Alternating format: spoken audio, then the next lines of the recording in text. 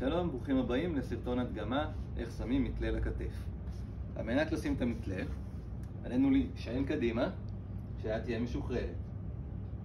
את האמה אנחנו נכניס לתוך השרוול.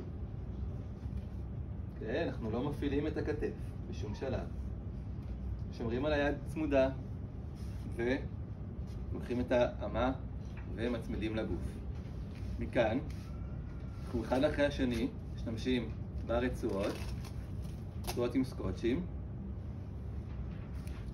מסביב לגוף, באלכסון.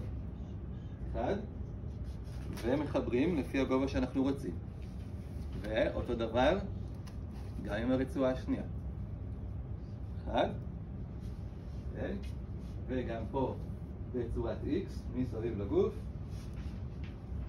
אנחנו לוקחים